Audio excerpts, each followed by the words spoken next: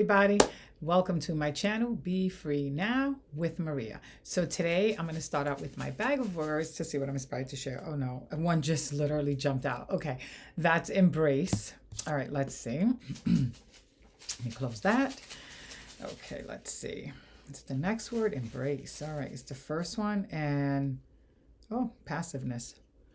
Okay, so let's start with those two, passiveness and embrace. Passiveness, it makes me think of when we're afraid to show up or to say something or to do something, we go about it in a passive way. In other words, we try to kind of say something or do something that isn't so straightforward. It's like not very direct. And it's almost like taking a back seat, but still, trying to drive, from back there. And when we do that, when we show up in a passive way, right, we are surrendering to that part of us that doesn't feel confident, and we stifle ourselves. We limit what we can accomplish because we're not approaching it straightforward, right? We're coming at it sideways. And it doesn't really leave us embracing the opportunity. It's like taking it all in and taking charge, of what it is that we want to do. It leaves us limiting ourselves. So we want to take an approach that feels more, I'm going to say assertive, but more direct. And I don't mean aggressive when I say assertive. I mean assertive. You want it, you then, right, figure out how to believe in yourself and you go for it directly, head on, not sideways, head on. And in that way, it's assertive because it's like taking it as you want it, not with this fear or lingering self-doubt that has you coming at it sideways, not fully wanting to look, is it going to happen? Can I really do it? And things like that, right? Because those kinds of thoughts don't help us. They don't help us fully take on, fully embrace what we desire, what we want. It's like half-stepping it, right? And it can take us longer, or we may never get there. And if we do, it could be a lot harder than it needed to be, and so forth. So we want to, right, remember that whenever we're approaching something passively, we're not fully showing up. Right? We're not fully showing up. And of course, it's going to limit us. So before I move any further, I did shuffle this deck, the Four Agreements by Don Miguel Ruiz, and the card on top is relinquish the need to change others. Real love is accepting other people the way they are without trying to change them. If we try to change them, this means that we don't really like them. It's easier to find someone who is already the way you want him or her to be instead of trying to change that person.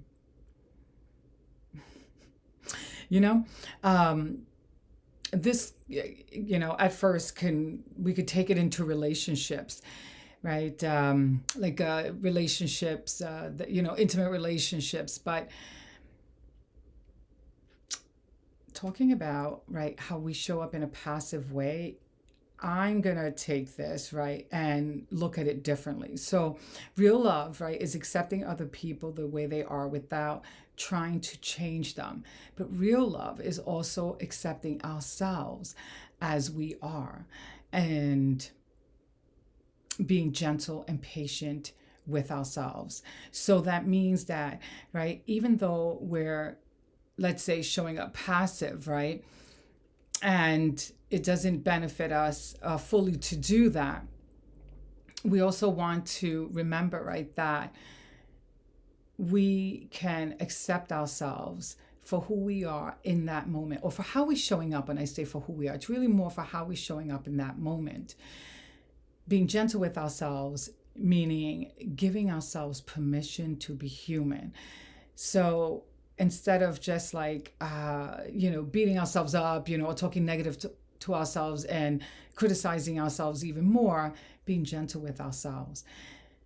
Recognizing, right, that we have this pattern that's maladaptive and not helping us, or at least not bringing us closer to what we want in a more direct way. So we want to acknowledge that, but not beat ourselves up for it. Awareness isn't about looking then down at ourselves, or looking at ourselves as we're bad people, right? Noticing it is about recognizing a pattern that isn't working for us, and then learning from it and growing from it. It's not to attack ourselves or to treat ourselves harshly. It's for learning and for growing. And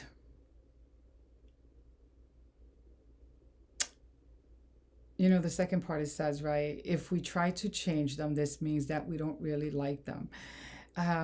If we're applying that to ourselves, then in some way, right, when we think about needing to change, this is becoming like in my head right now. It's like, when we're thinking of ourselves like as needing to change, almost like recognizing that there's something wrong with us. But in reality, what I'm saying is quite the opposite. We're not realizing that there's something wrong with us. We're realizing that we're doing something that isn't helping us. We're doing something that is based on a negative view that we have of ourselves, because it involves some form of self-doubt, or a lack of self-love, right? Or lack of self-trust. So it's not so much about changing because there's something wrong with us, but rather recognizing that what we're changing is the part of us that isn't fully accepting our awesomeness, our amazing self. And when we start, right, to think about ourselves, right, as less than amazing, that means that we're not fully taking in all of who we are. We're just taking a part of us, right? This fearful part of us, or this passive side of us that's afraid to show up, and making a whole story about who we truly are. When in reality, that's just a learned way of being. That's not our essence. That has nothing to really do with who we truly are.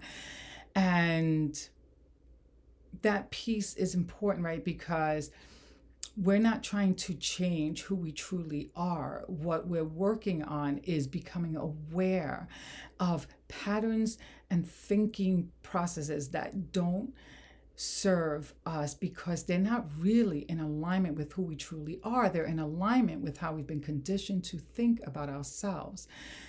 And there is the difference, right? We don't need to change our essence. What we're working on, right, is expanding, right, and changing any old learned beliefs that are confusing us and having us show up in a way that diminishes our awesomeness, our greatness, and our divine inheritance. Because when we show up with this old, paradigm, and this belief that this is who we are, we stifle ourselves, and we don't fully embrace our essence. And because of that, we will leave ourselves short and hurting, and in a cycle that keeps us emotionally entangled in a web that is made up of lies. They're lies because they're not who we really are at our core level. They're who we learn, right? Or what we've learned. not who we are at a core level. So I hope that this message helped you and wasn't too confusing, because like I said, this card could have definitely taken us right into relationships, which is another direction. And I believe that maybe that was the intention of the card, but in light of what I was talking about, I felt that I wanted to give it a spin, but really take it more inward, from a different perspective. So anyways, I hope that this message did help you in some way, and that that you have a beautiful day. If it did help you, please hit the like button and subscribe to my channel so that you can be notified when I upload further videos. And if you want to find out more about things that I'm offering, you can check out my website, and the information is down below in the description. All right, have a beautiful day. Bye for now.